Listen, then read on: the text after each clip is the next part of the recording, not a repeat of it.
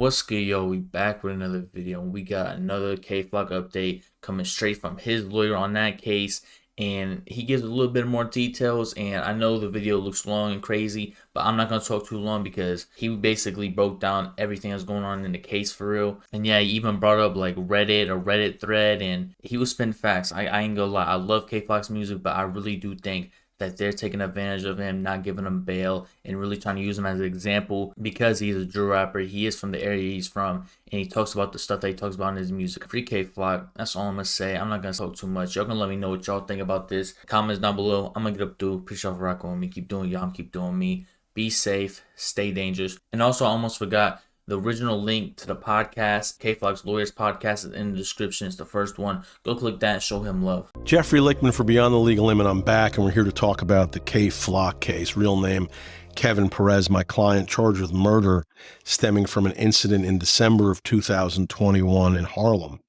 Now, this case is pretty straightforward, although it was told two different ways up until a video of the incident was initially discovered. If you look at the press reports when this murder took place, Kevin, that's what I call him, was alleged to be walking by a barber shop in Harlem. And as he walked by the door, this is what the press reports actually say, he opened up the door, walked inside, and asked the victim, who was waiting for a haircut in the chair, what was he looking at? And then he shot the victim when the victim stepped outside to confront him. Now, initially, this shooting was described by law enforcement to be, in the media, to be gang-related. Now, again, once the video, because of course, every inch of every street in New York City is covered by someone's security camera. Once the video of the incident was discovered, it was revealed that Kevin walked by the barber shop, and the victim, who was standing at the door, not getting a haircut, not in a chair, but peering out, looking out the door, looking for something, it would appear, well, he rushed out to yell at Kevin when he recognized him. That's what it appeared. I mean, you see it with your own eyes. Kevin waved them off and kept walking with a young woman friend who was with him. Just walked by and was like, nah, not interested. Then the victim, I hate to call him the victim because he was the aggressor, he then walked aggressively towards Kevin and the young woman with his hands in his pockets. He had one of those puffy jackets with pockets. And he was continuing to threaten them on the street, threatening them. Kevin is alleged at that point to have pulled out a gun and shot the victim twice.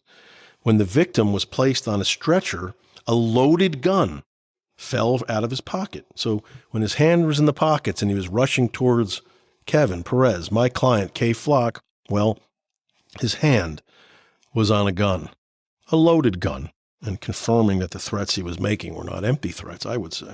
Now, both the victim and Kevin are alleged by the state to be in opposing gangs, and thus the reason that the incident even occurred. So this is supposedly gang violence, according to the police. Now, the police spoke to everyone in the barbershop that day, anyone who witnessed what occurred before and after the shooting. It was in broad daylight. There are videos that were had, statements of the witnesses. The entirety of the investigation was turned over to the defense, as the state is required to by law. But they didn't turn over the names of the witnesses or the people they spoke to. And the state's position is that the defendant and people, I suppose, associated with him are so dangerous that we, the defense, should not be permitted to have these names, as they may put the witnesses in danger, which is interesting because many of these witnesses are presumably gang members themselves, as was the victim, who had a rap sheet a mile long with horrible violence in it. So you can understand that I'm a bit dubious that it can be believed that these witnesses are in any kind of danger.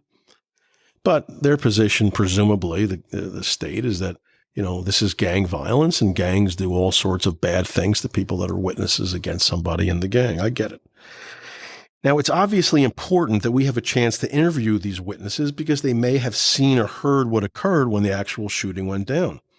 And what was said or done can make the difference between what's ultimately determined to be a murder or a case of self-defense. And the state will have all of these witnesses, or at least some of them, testifying for them in their case, meeting with them. They're all things that we can't do. We don't even know their names. And we won't have our first contact with them until we're in front of the jury and they sit down and I'm told by the judge, Mr. Lichtman, you can start your cross. And as you can imagine, this makes me uncomfortable because the witnesses who were with the dead gang member victim at the time of the shooting, presumably they're aligned with him. They're his friends. They're either in the same gang, as I said, or his friends. So common sense tells you that they're not going to be looking to do my client any favors in describing what occurred that fateful day, especially if you'll recall what first was told to the police, who then spoke to the Daily News, and it's online. They wrote an article about the shooting, and the article came out a week after the shooting, and it contained false information in it. False information that made Kevin Perez, K. Flock, seem like a premeditated killer. In the article, as I said earlier, law enforcement sources claim that Kevin walked into the barbershop, confronted the victim. It never happened. The tape is clear. He never went into the barbershop, never said a word to the victim. The complete opposite occurred, as again made clear by security camera video, which revealed a highly aggressive victim with a loaded gun in his pocket, with his hand presumably on the loaded gun as he's rushing out of the barbershop and confronting my client and his lady friend. So you can imagine why it's crucial for me, the defense lawyer, to get my hands on the names of the witnesses so that we can determine through our own investigation whether or not the witnesses have any bias against our client or for the victim.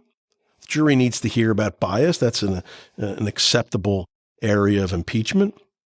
How else can you determine the truth if you're a juror? You need to know exactly what incentive a witness has to lie. And you can't expect the state to tell the jury that their witnesses are liars, can you? Of course not. They're not going to do that.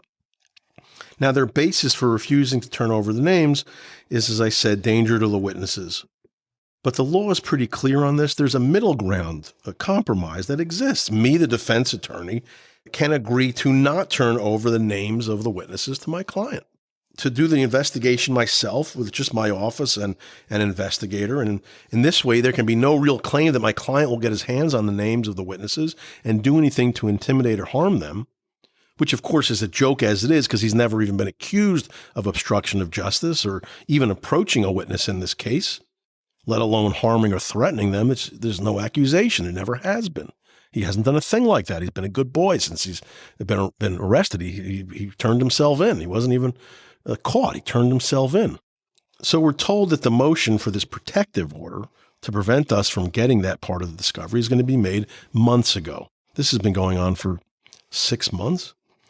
But the prosecutor was delayed in filing it, and I wasn't pushing hard for it at the time, at the beginning, because we had plenty of work to do on the case. And I don't think there was any gamesmanship by the prosecutor. He's a young prosecutor, not that young. He's a completely good dude, completely honest, I thought.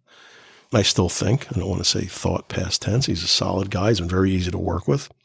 But there's a limit to how long we can wait for this motion, because we've got to get going. We've got to start talking to these people if we can. I need the names.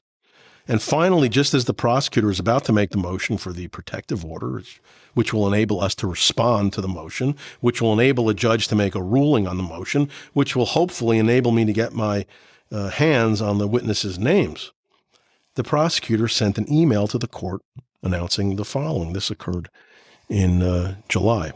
He was referring in his email to the court and to me that he was reading a Reddit thread about the case.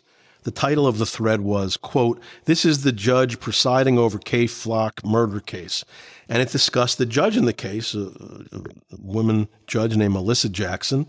And the New York Post stated in the article that she is known for being one of the toughest and strictest judges in Manhattan.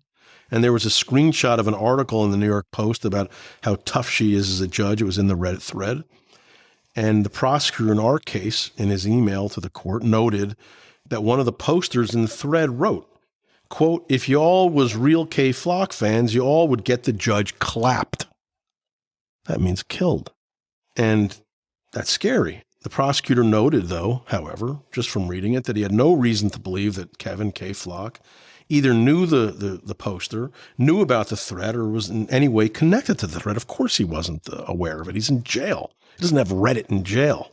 But the prosecutor then noted, "But I thought that I should at least bring it to the court's attention," and he provided a link to the Reddit post with the threat. So I'm concerned at this point when I read this email. yes, K Flock is not involved at all in the threat to kill the judge. So what? I mean, if someone around him wants to kill the judge and K Flock is not aware of it, isn't that precisely the reason why the government would not want to give us the names of the witnesses in the case? Maybe someone around him would want to kill a witness. After all, they're willing to openly, publicly discuss killing the judge, apparently. So the threat directly impacts on this motion for the protective order that hasn't been made yet. And my thought was, well, why hasn't the government investigated the threat? I sent a letter back to the court noting that this was a threat to kill the judge. Where is the investigation? The prosecutor then wrote back and said he's not planning on doing an investigation. Why? Judges get killed in America. They do. It happens. How do we know it's not a real threat? And if the judge is threatened publicly but doesn't know about it until the prosecutor brought it up, maybe now this is impacting her feelings about my client.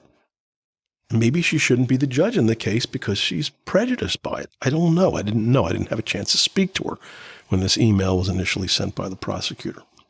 But there's a potential motion to be made to ask the judge to recuse herself due to the threat that was reported against her. Maybe she thinks she can't be fair now. I don't know. She didn't write back to us and tell us a thing. I can't just ignore what the prosecutor revealed to the judge. I just couldn't, the threat. The basis for disqualifying a judge is a determination, in this instance, of whether the judge has an inappropriate awareness of an extrajudicial source, something that's beyond the evidence that she'd be seeing during the case, thereby resulting in an opinion on the merits on some basis other than what the judge learned from her participation in the case. That's the law. But here's the rub. This is interesting. Who decides for the judge whether or not she's to recuse herself, to be disqualified? Well, the simple answer is the judge herself does. And the law is clear. The decision is between the judge and her conscience. But even if she feels that she can still be fair, the law also makes clear that judges should avoid even the appearance of impropriety. So I wrote back to the judge saying, look, you haven't opined on any of this yet, but I want to talk about it. And we went to court last Thursday, and I wasn't there to make a motion to recuse, to disqualify her. I just wanted to hear what you had to say regarding the threat. How do we not at least hear her out? If I didn't ask her thoughts, I might never know if she was freaked out about the threat and needed to be disqualified. And I noted that the issue that arises from an email like the prosecutor sent regarding the threat to kill the judge is not limited to what the defendant knew or what he was connected to. I mean, that's part of it. But the more important part is the threat real? Is it credible? Who's the person who made the threat? And how does the prosecutor know that the defendant wasn't connected to the threat? He's just assuming. Has he done any investigation? I asked. Did you do any investigation? Oh, nothing, and I don't plan on doing it. No steps to investigate the comment. Again, my comment to the court on Thursday is, why not? The defendant's charged with murder, and the people, the state, have previously told us that they plan on making a motion for a protective order to prevent not only the defendant from getting the names of the witnesses, but they don't even want the lawyers, me, to get our hands on the witnesses. He's that dangerous, K Flock, according to the state. That's what they're saying. Yet a threat exists online against the court in the name of K Flock, and no investigation was done at all? I'm dubious, is what I'm saying. And just because the defendant, and again, in the mind of the prosecutor, on a hunch, without any investigation done at all, determined that Kevin was not connected to the threat, how do they know the threat isn't real? A threat like that, to kill a judge, regardless of whether the defendant was aware, surely is something to be investigated in a time period in our country where judges get killed.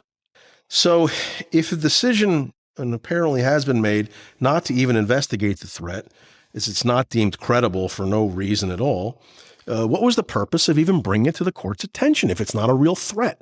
That was what I asked on Thursday. If you don't think it's real, why are you even telling us, except to inflame the passions of the court?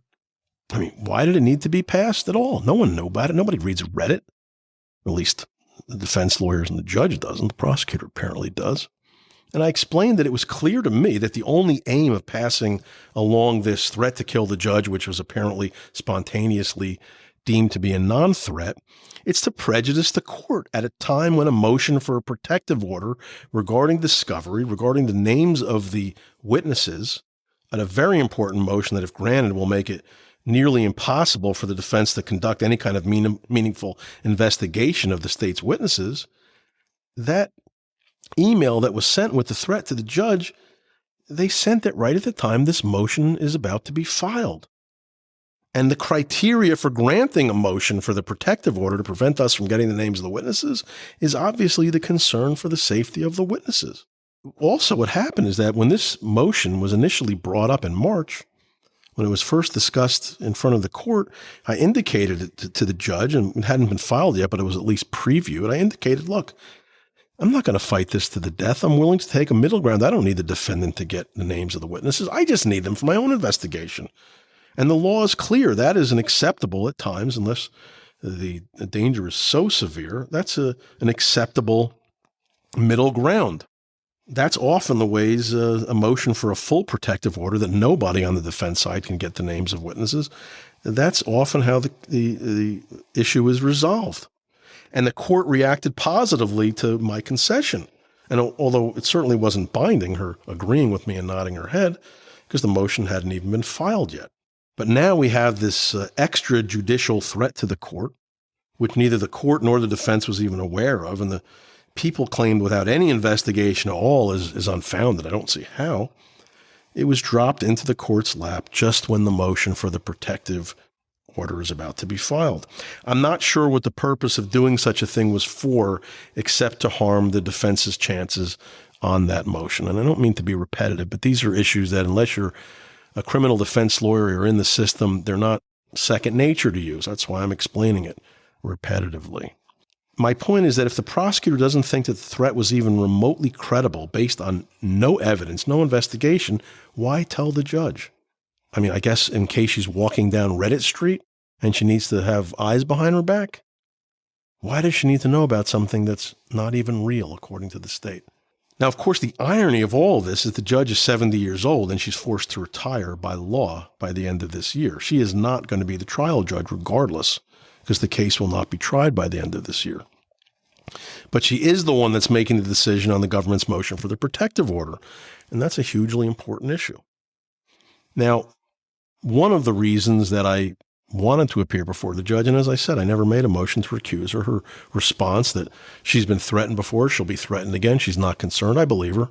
I don't think for a second that she's going to be prejudiced by it. She assured us on Thursday that the Reddit threat would have no impact on her decision regarding the protective order request that the government would be making.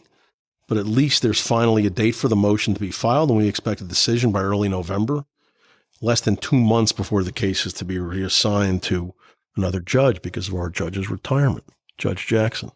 So that's where we are with the case right now, and there's a little bit of gamesmanship in my mind, what was done by the government, and I don't know. I don't think I engage in gamesmanship as a defense lawyer. Some people may disagree. That's where we are. The case is going to start to heat up once that decision is made on the protective motion, and it's full steam ahead to trial.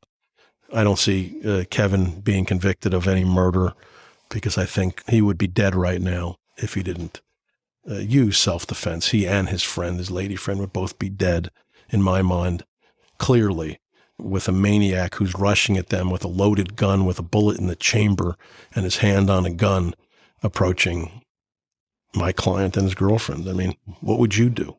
You'd do the same thing. Jeffrey Lichtman for Beyond the Legal Limit. I appreciate you sitting with me today and listening.